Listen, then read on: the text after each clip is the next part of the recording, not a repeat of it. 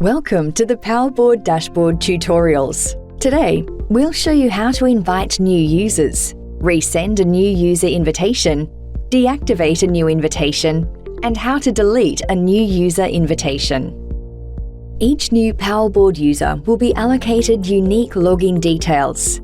Their username will be their email address, and they'll need to create a password.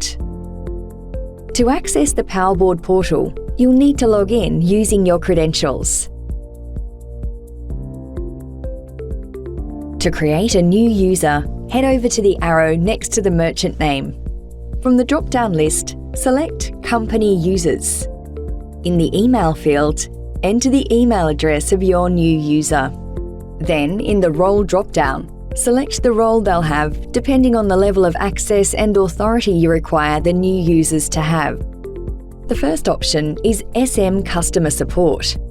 Users with this level of access can process and manage all transactions, as well as create and edit subscriptions, notifications, transaction reports, and customer profiles. The second option is SM Reporting. These users can view all transactions in your PowerBoard portal and create, modify, and remove transaction reports. The third option is SM Manager. These users can access all the features, process and manage all transactions, and can add, remove, and edit users. The fourth option is SM Admin. These users have access to all features within the portal, including adding, removing, and editing services. For this example, we'll select the SM Admin role. Next, click Invite New User, and a new row will appear under the list of invitations with your new user's email address and an invitation sent status. The new user will have 72 hours to action the registration link provided in their email invitation. The new user will click on this link to create their own unique password.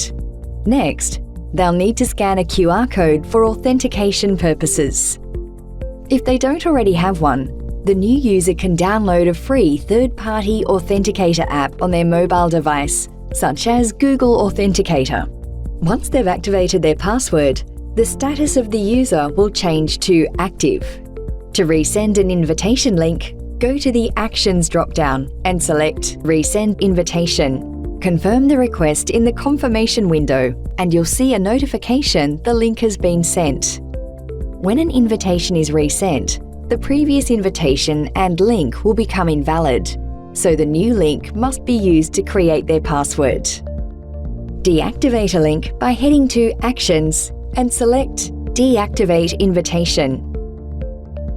Confirm the request in the confirmation window to deactivate the previous link.